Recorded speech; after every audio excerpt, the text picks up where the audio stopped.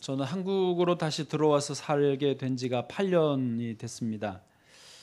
3년이라는 짧은 기간이었지만 아프리카 에티오피아에서 살아보면서 그때 경험 때문에 지금 대한민국이 얼마나 풍족하고 또 얼마나 하나님께 많은 복을 받았는지를 비교해 보면서 깨달을 수 있었습니다. 그리고 한국이요, 먹을 것 참 많습니다. 아멘을 안 하시는군요. 종류도 정말 많습니다. 가격대도요 다 다양해요. 싼 것도 얼마든지 있고요. 또 나 비싼 거 먹겠다, 비싼 것도 많습니다. 다만 요즘 김영란법 때문에 비싼 거는 자제하셔야 되겠죠. 어디에서든지 먹을 수 있습니다. 또요 시간대도 제한이 없어요. 한밤중에도 그 24시간 하는 집들이 있어서 먹고 싶으시면 다 드실 수 있습니다. 과일은 당도가 높고요, 해산물도 다양하고요, 곡물류, 이 콩도 종류가 많더만요. 그렇게 풍요로운 곳에 저희가 살고 있습니다. 참고로 제가 있었던 에티오피아에서는요, 사람들 먹는 주식이 인제라라고 불리우는 그거 딱 하나입니다. 쉽게 약간 두터운 메밀 전병 같은 건데 손으로 그거를 뜯어서 이렇게 싸 먹어요. 그래서 가난한 분들은 식물류만 겨우 먹고 싸서 먹고, 돈이 있는 분들 겨우 고기를 먹습니다. 가난한 분들은 1년에 명절 때나 한 번, 두 번 그 고기를 싸 먹습니다. 그리고 그나마도 하루에 2끼 먹고요, 3끼 다 챙겨 먹으면 부자라고 합니다. 한국에서 살면 잘 몰라요. 그런데요, 다녀보면은 알 수 있습니다. 한국은요, 도로도 잘 돼 있습니다. 차들도요, 얼마나 좋은지 몰라요. 제가 처음 한국 와가지고 이디오피아식으로 10년 된 내간자를 샀어요. 130만 원 주고. 이디오피아에서는 10년 되면 새 차거든요. 그런데 이게 3개월 만에 서버리더만요, 한국에서. 거기서는 잘 가는데 여긴 서요. 예. 그래서 딸딸 끌고 모아서 지금 타는 차를 그때 샀던 기억이 있습니다. 대중교통도 발달돼서 차가 없어도 어디든지 갈 수 있고요. 주거 환경이, 집들도 그래도 이 정도면 괜찮습니다. 치안도 그래도 안전한 편이고요. 교육도, 복지도, 장애인들도 또 나이 드신 분들도 그래도 챙기려고 애를 쓰는 게 우리나라 정부거든요. 그래 괜찮은 정도입니다. 외국에서 궁전을 구경한 일이 있었는데요. 이제 왕이 가족이 거하는 궁전인데 방들이 몇 개 있어요. 이제 왕이 머무는 침실, 쉬는 곳, 그다음에 손님도 맞이하고 가족들이 이야기하는 거실, 그리고 자녀가 공부하고 놀이하고 가정교사가 와가지고 가르치는, 개인 교수하는 그런 공부방, 놀이방, 겸한 방, 그리고 뭐 화장실 한두 개 있고, 그게 왕이 옛날에 썼던 궁전이에요.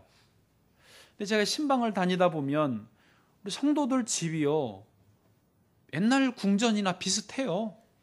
안방 있지요, 애들 놀이방 있지요. 애도 많이 안 낳잖아요. 1명, 2명이 그 방 하나 다 차지하고 자기 읽는 책, 뭐 장난감, 뭐 입는 옷, 또 인형 막 쫙 색깔별로 종류별로 진열해 놨더만요. 그러니까 어찌 보면 그 옛날 왕들이 누리는 거를 지금 우리나라 분들이 누리고 있어요. 다만 솔직하게 말해서 차이가 딱 하나 있는데 천정의 높이더라고요. 왕궁은, 궁전은 천정은 대신 높아요. 그게 일종의 그 권위를 상징하거든요. 높은 게. 예. 서민, 우리가 사는 곳은 이제 보통 높이지 않습니까? 그거 차이 빼고는요 다 똑같아요. 아니 더 좋아요. 그때 뭐 비대가 어디 있었어요. 정말 죄송합니다, 설교 시간에. 참고로 에티오피아에서 전통 집은요, 고쪼라고 불리우는 이렇게 원두막 같이 생긴 동그란 그거 하나입니다. 딱 한 칸이에요. 밖에 화장실 한 칸 있고 그거 하나예요.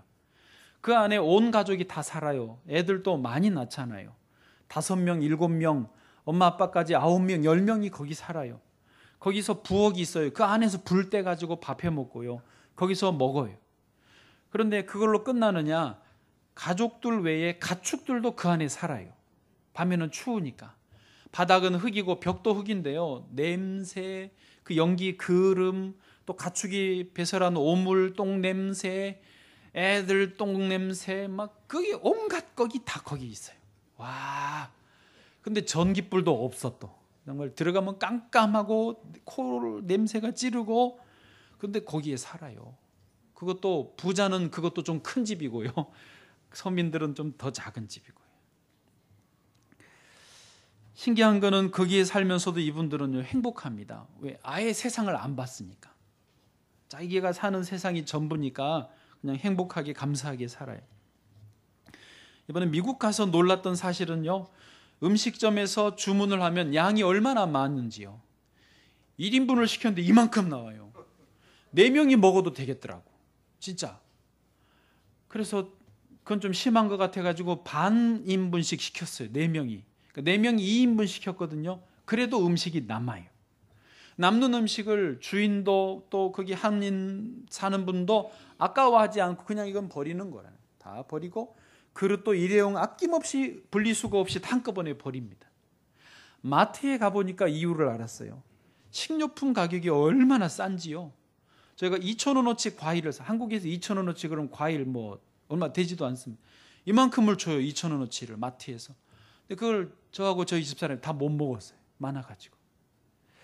그러니까 나라가 넓고 땅이 비옥하니까 농산물 이런 가축이 너무너무 잘 되는 거예요. 그러니까 음식 재료값이 싸니까 음식을 많이 주고 남아도 아낌없이 버리는 거죠. 그런데 또 신비한 것은 거기 있는 그런 한인들이 그런 풍요로움에 대해서 감사하지 않더라고요. 뭐가 아쉽고 뭐가 없고 이래서 불편하고 이래서 힘들고 어렵다라는 말만 하지 감사하는 말이 별로 없었습니다. 그분들을 보면서 저를 돌아봤어요. 한국도 미국 비슷하게 어쩌면 어떤 거는 더 잘 돼 있는데도 우리는 감사하는 말, 찬양하는 표현보다는 어렵다, 부족하다, 힘들다라는 말만 자꾸 하는 것 아닌가? 여러분, 오늘 주어진 모든 삶에 대해서, 주어진 모든 여건들에 대해서 감사하며 살기를 축복합니다. 오늘 다윗이 그렇게 표현을 했어요. 1절 말씀 같이 읽겠습니다. 1절요, 같이 읽겠습니다. 시작. 여호와는 나의 목자시니 내게 부족함이 없으리로다. 아멘. 아주 유명한, 여러분도 익히 외우고 계시는 말씀입니다. 다윗은 내게 부족함이 없으리로다, 그 끝부분에 없으리로다라고 표현을 하면서, 이게 문법적으로는 미래형인데요, 정확한 의미로는 나는 현재에도 부족함이 없고 미래에도 부족함이 없을 것이다 라고 선언하는 것입니다. 그런데 한번 생각해 보시죠. 정말로 실제로 확실히 분명히 다윗의 현재 삶에서 부족함이 없었을까요? 있었을 것입니다. 사람이라면, 이 세상에 사는 동안이라면 누구든지 지위 고하를 막론하고 부족함이 있을 것입니다. 예를 들면 다윗이 왕이었을 때 이 시편을 지었다 할지라도 부족함이 있었을 것입니다. 여러분, 왕은요, 모든 걸 다 가진 것 같지만 어쩌면 아무것도 없는 사람과 마찬가지입니다. 예를 들어 자기 주변에 사람이 많아요. 신하가 많고 부하, 군사들이 많습니다. 그러나 진정으로 마음을 통할 수 있는 친구가 없을 수도 있습니다. 신하들은 하나같이 어떻게 하면 왕에게 잘 보여서 아부에서 더 높은 자리에 올라갈까, 어떻게 더 넓은 땅을 선물로 받을까, 이런 거 궁리하겠죠. 중국 영화 같은 거 보면요, 적국의 왕이 내 신하를 매수해서 첩자를 만드는 경우도 있더라고요. 충신인데, 내 신하인데, 내 녹을 먹고 사는데 적국의 첩자예요. 와, 정말 대단한 왕들이에요. 예. 그런 세계 속에서 왕의 자리를 지키는 게요, 이게 결코 만족스러운 편안한 자리만은 아닌 것입니다. 밤에 잘 때도 누군가 들어와서 자기 목에 칼을 꼽을지 모르잖아요. 늘 긴장하면서 사는 것이죠. 그렇기 때문에요, 사람은 누구에게나 부족함이 있습니다. 다윗도 그 부족함이 있어요. 자, 그 부족함을 4절에서 솔직하게 표현을 하고 있습니다. 4절입니다. 시작.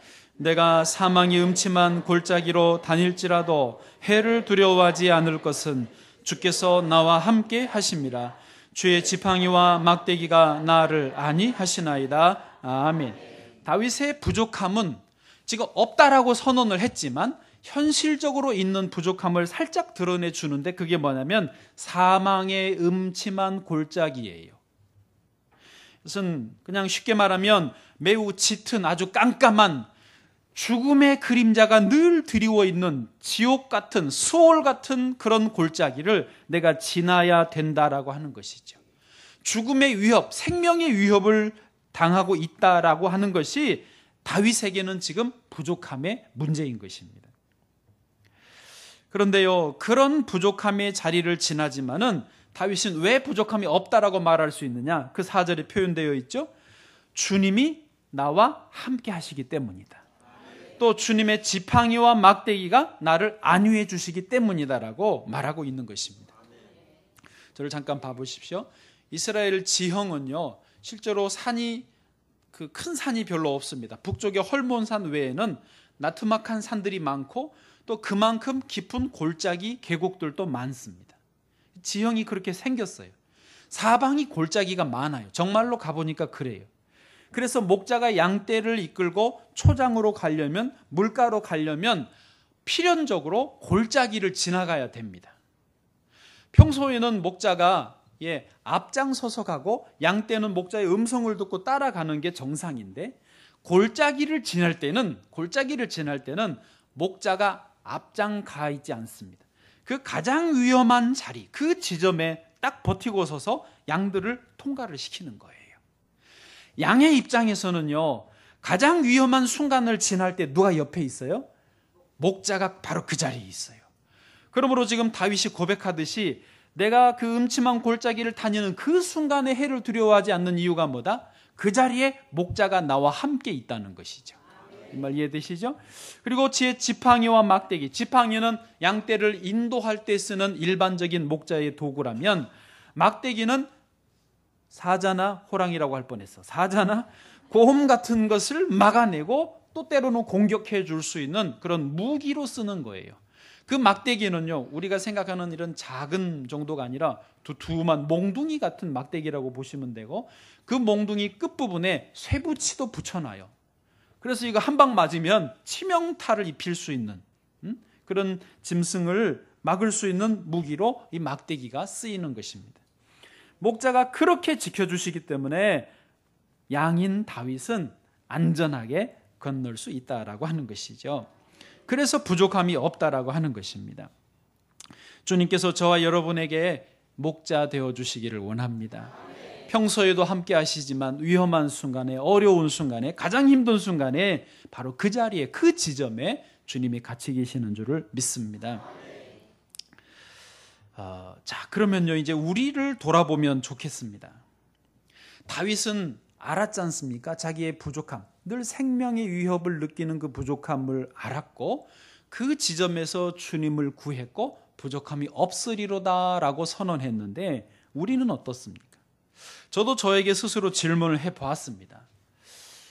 나도 주님이 필요한 건 분명한데, 필요하기 전에 내게 부족함이 뭐지? 나의 필요가 뭐지? 나의 문제가 뭐지? 주님이 나에게 뭘 채워주셔야 되지를 질문해 보았습니다. 여기서 딱 대답하기는 좀 솔직하게 아직은 어렵고요. 여러분도 한번 생각을 해보실까요? 여러분의 부족함이 무엇입니까? 필요가 무엇입니까? 뭐가 문제입니까? 뭐가 가장 중요한 기도의 제목이십니까? 탁 떠오르는 거, 돈입니까? 돈 아닌가 보죠? 건강이십니까? 일할 수 있는 직장입니까? 우리 자녀가 잘 되는 것입니까? 뭐든지 내게 뭐가 부족한가?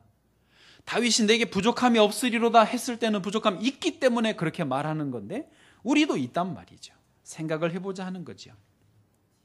그리고 내게 뭐가 부족한지를 안다면 주님에게 제대로 구할 수 있고, 그리고 훨씬 더 빠르게 채워주실 줄로 믿습니다. 그런 부분에서요, 메타 인지 이론이라는 게 있어요. 이 심리학에서 나온 거더라고요. 이 인지 심리학에서 공부를 잘하는 학생들을 조사를 해봤대요. 어떤 놈들이 공부를 잘하나 조사를 해보니까 IQ, 지능이 높은 애들이 공부를 잘하나 봤더니 꼭 그렇지도 않더래요. 여러분 참 다행이죠. 성격이 좋은 학생들이 공부를 잘하나 그것도 아니더래요. 다행이죠. 웃자고 하는 말이에요. 유전적으로 타고났나 그렇지도 않더래요. 환경이 좋으면 공부를 잘하나 그렇지도 않더래요. 그러면 누가 어떤 애들이 어떤 기질이 공부를 잘하나 그게 전문 용어로 메타인지를 가진 애들이 잘하더라는 거죠. 메타인지가 그러면 뭐냐? 메타라는 말이 어떤 초월하다, 뭐 위에 있다 그런 말인데 인지는 안다는 뜻입니다. 즉 메타인지는요, 자기가 아는 것을 아는 거예요. 조금 더 쉽게 설명하면요, 학생 중에서 나는 예를 국어라 그러면 국어에서 아는 것은 이거고 국어에서 요거는 내가 잘 모른다를 아는 아이가 공부를 잘한대. 학교에서도 선생님한테 질문을 하려고 그래도 뭘 알아야 질문을 합니다. 자기가 뭘 모르는지를 알아야 그걸로 질문을 할 거 아닙니까? 선생님 이거 잘 모르겠는데 라고 질문할 수 있잖아요. 아니, 공부한 지 오래되셔서 반응이 없으시네. 자기가 궁금하면요, 찾아봐요. 교과서에 이게 도대체 이게 뭐였지? 요거는 요건데 요거 분명한데 이거는 어떻게 된 거지? 궁금하니까, 모르니까 찾아본단 말이에요. 집에 와서 엄마한테라도 물어볼 거 아닙니까?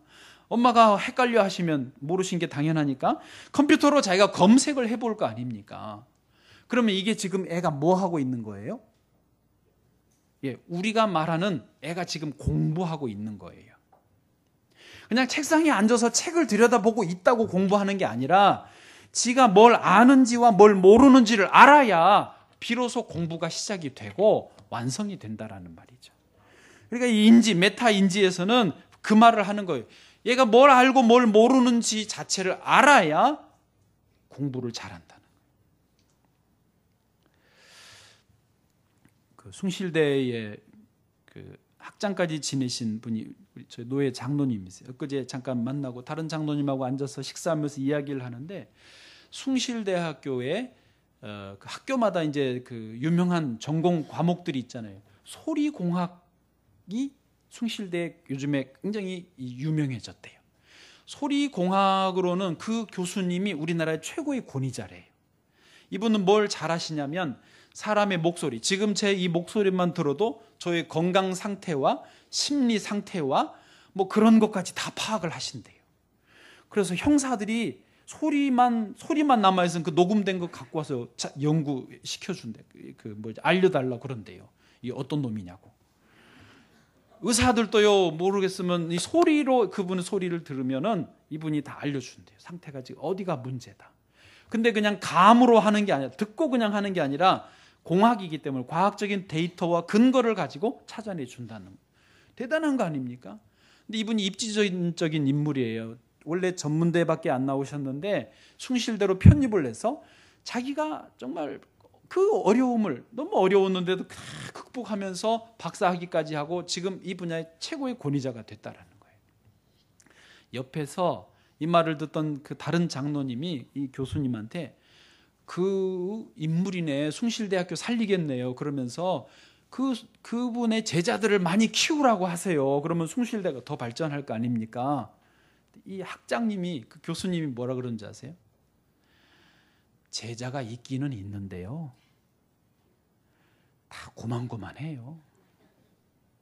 여러분 뭔 말인지 이해되시죠? 이게 공부를 해도 지가 궁금하고 지가 하고 싶고 막 너무 목마르고 꿈에서도 그 생각을 하면서 해야 그런 또 다른 탁월한 스승을 넘어서는 제자가 나오는 거지, 가르쳐 준다고 이게 되는 게 아니라는 거예요. 저희도 끄떡끄떡하고 뭐 어떡할 거예요, 자기들이 그렇게 안 한다는데. 성경에서는요, 자신의 부족함이 무엇인지를 발견하셨던 분들이 예수님 앞에 나와서 정확하게 그 문제를, 그 부족함을 채운 분들이, 사례들이 많이 나와 있습니다. 예를 들면 수르보닉의 여인 기억하십니까? 자기 딸이 귀신 들렸잖아요. 그래서 예수님께 나왔어요. 근데 마침 예수님이 그때 두로 지방 한 집에서 쉬고 계셨어요. 뭐하고 계셨다고요? 쉬고 계셨어요. 좀 인간적으로 이해해 드려야 돼요. 쉬고 계셨는데도 이 여인은 너무 자기가 급하니까 문을 두드리고 열고 들어가서 예수님 발 앞에 엎드렸어요. 제 딸 좀 고쳐주세요. 쉬고 계시다가 찾아오니까 기분이 좀 별로셨던 것 같아요. 예수님의 처음 반응이 별로였습니다. 자녀에게 줄 떡을 취해서 개에게 주는 법은 없거든 이라고 거절의 뜻을 표하셨어요. 그러니까 자녀는 유대인이고 이 여인은 이방 여인이기 때문에 개로 취급이 돼서 개에게 주는 법이 없거든. 굉장히 기분 나쁜 말일 수 있습니다. 그럼에도 이 여인은 굴하지 않습니다. 포기하지 않습니다. 또 말해요. 예, 주님 옳습니다. 그래도 개도 주인의 상에서 떨어지는 뭐요? 부스러기를 먹습니다. 부스러기라도 줬사오니 허락해 주십시오. 예수님 그때 흐뭇하게 웃으시면서 딸아, 내 믿음이 내 딸을 구원했다. 집에 가봤더니 딸이 편안히 누워있고 귀신은 떠나 있었던 것입니다. 이 여인은, 수로보니게 여인은요, 자기에게 부족한 것이 무엇인 줄을 알았기 때문에 그 수모, 좀 수모 아닌 수모를 당했지만은 끝까지 주님께 의지해서 고침을 받은 줄 믿습니다. 성경에는 이런 이야기들로 가득해요. 12년을 혈루증을 앓았던 여인, 자기의 문제가 뭐예요? 혈루증이죠. 혈루증. 이거를 치료하고 싶은데 아무도 못하는 거예요. 예수님 뒤에 와서 옷자락이라도 잡으면 나을 것 같아서 잡았더니 나은 줄로 믿습니다. 10명의 나병 환자 멀리서 예수님께 소리를 지릅니다. 자기들 피부 치료해달라고. 예수님이 치료해 주셨습니다. 바디메오는요, 여리고성에서 나사렛 예수여 나를 불쌍히 여기소서 또 외쳐서 그의 눈이 뜨게 된 줄로 믿습니다. 여러분, 우리의 부족함이 무엇인지, 필요가 무엇인지를 알고 주님께 나오면 분명히 해결해 주실 줄로 믿습니다. 자, 이 힘주시는 말씀 찾아보겠습니다. 에베소 3장 20절, 세 절을 쭉 이어서 읽겠습니다. 에베소 3장 20절입니다. 시작. 우리 가운데서 역사하시는 능력대로 우리가 구하거나 생각하는 모든 것에 더 넘치도록 능히 하실 이에게. 마태복음요.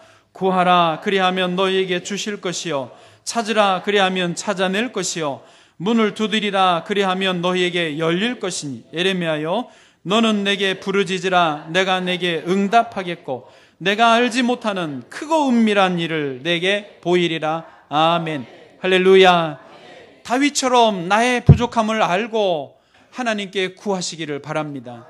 그러면 다윗처럼 여호와가 나의 목자이시기 때문에 내가 부족함이 없으리로다 선언하실 수 있게 될 줄로 믿습니다. 자, 그런데요, 추가적으로 좀 생각을 할 것은 뭐냐면, 저도 지금 솔직하게 이게 저의 심정인데, 내가 뭔가 부족한 것은 알겠어요. 근데 뭐가 부족한지는 모르겠어요. 2% 부족할 땐 2%를 드세요. 그래서 채워졌나요? 또 2% 사드셔야 됩니다. 예. 그게 뭔지 알면 참 좋은데 모를 때가 더 많습니다. 저도 사실 지금 조금 그런 상태입니다. 그러면 그럴 때 내가 뭐가 부족한지를 모를 때 어떻게 해야 되겠습니까? 네, 기도해야죠. 답은 똑같습니다. 여전히 잘 몰라도 주님께로 나와야 되는 것입니다. 성경에 니고데모라고 하는 분이 있었는데요, 이분도 그랬어요. 자기가 뭐가 문제인지를 몰랐어요. 예. 그런데 늘 허전하고 부족한데 나사렛 예수라는 분이 뭔가 있는 것 같아. 그래서 한밤중에 예수님을 찾아왔습니다. 예. 자기 문제도 모르고 어떻게 해야 될 줄도 모르고 사람들 보기는 창피하니까 밤에 찾아온 것이죠. 그래서 주님 앞에 기껏 와가지고 하는 말이 뭐냐면, 선생님, 당신은 하나님께로부터 오신 선생님인 줄로 제가 압니다. 그래서 질문을 해야 될 거 아니에요. 그런데 자기가 뭘 모르는지 모르니까 질문을 못 하는 거예요. 그리고 눈만 껌뻑껌뻑 뜨고 있었어요. 자, 이때 예수님이 그를 알아보시는 거죠. 사람이 거듭나지 않고는 하나님 나라에 들어갈 수 없다. 이 말에 니고데모가 대답합니다. 선생님, 사람이 다 컸는데 어떻게 다시 어머니 태에 들어갑니까? 엉뚱한 소리 하는 거죠. 모르는 게 이제 드러나기 시작합니다. 너가 이스라엘의 선생으로서 영적인 비밀을 모르느냐? 물과 성령으로 나지 않으면 다시 태어날 수 없는 것이다. 영적인 비밀을 알게 되고 하나님 나라를 소유하게 되었던 것입니다. 이게 요한복음 3장 이야기인데요. 7장에 넘어가면 니고데모가 바리새인들과 대화하면서 예수님 편을 들어요. 너희는 그 사람의 말과 행위를 살펴보지도 않고 판단하냐? 한번 니고데모가 예수님 편을 드니까 바리새인들이 니고데모, 너도 그 편이냐? 그 제자냐? 그래가지고 쪽수에 밀려서 깨갱하고 도망갑니다. 그러나 자기의 생각을 이제 예수님의 입장에서 할 수 있게 된 거고요. 마지막 요한복음 끝에 가면 예수님 돌아가시고 장례를 치를 때 아리마대 요셉의 장례 치르는데 니고데모가 향품을 들고 장례식장에 나타나요. 이게 뭐예요? 이제 나는 예수 그리스도를 나의 구주로 모셨다. 영적인 거듭남의 비밀을 깨달았다라는 증거인 것입니다. 할렐루야. 니고데모처럼 잘 몰라도, 내가 뭔가 부족한데 잘 몰라도 이렇게 주의 전에 나오시면 주님이 가르쳐 주시고 바꾸어 주시는 줄로 믿습니다. 또 한 분도 그랬습니다. 귀신 들린 아들을 둔 아버지, 아까는 어머니였는데 이번엔 아버지, 같은 집안 아닙니다. 아들이 심각한 귀신에 들려서 불에도 들어가고 물에도 들어가니까 예수님에게 좀 고쳐달라고 데리고 나왔습니다. 그런데 예수님이 이렇게 보니까 그 아버지가 문제인 거예요. 아버지가 하는 말이 이겁니다. 예수님, 무엇을 하실 수 있거든 제 아들을 좀 고쳐주십시오. 할 수 있거든? 할 수 있거든? 그 뭔 소리냐? 너 마음속에 부정적인 생각이 가득하구나. 이번에도 어차피 안 될 것이다 라고 하는 포기한 불신, 뿌리 깊은 불신이 가득하구나. 딱 짚어주신 것이죠. 그래서 할 수 있거든이 무슨 말이냐? 믿는 자에게는 능히 하지 못할 일이 없느니라. 이 말씀을 듣고 아버지가 확 깨닫습니다. 자기 마음속에 있는 부정적인 생각, 깊은 불신이 단번에 드러나면서 주여 믿습니다. 저의 믿음 없음을 용서하여 주옵소서. 결국 예수님은 아들 치료하러 나왔던 아버지의 심령을 새롭게 해주시고 아들도 고쳐주신 줄 믿습니다. 여러분, 저나 여러분 모두 부족함이 없는 삶을 살기를 원합니다. 그러면 어떻게 합니까? 주님 앞으로 나오는 것이 최고인 것입니다. 알면 더 좋고 몰라도 나오시면 된다라고 하는 것입니다. 1837년 6월에요. 빅토리아 여왕이 이제 영국의 18살로 소녀가 여왕이 되었습니다. 18살이면요, 여러분 생각해 보세요. 얼마나 어려요. 애 아닙니까? 그 여성이고. 이제 여왕으로 딱 되면서 가장 먼저 한 일이 뭐냐? 기록에 의하면 가장 먼저 기도했다고 되어 있습니다. 뭐라고 기도했냐면요, 전능하신 하나님, 제가 영국의 여왕이 되면 당신의 말씀대로 통치하게 해 주옵소서.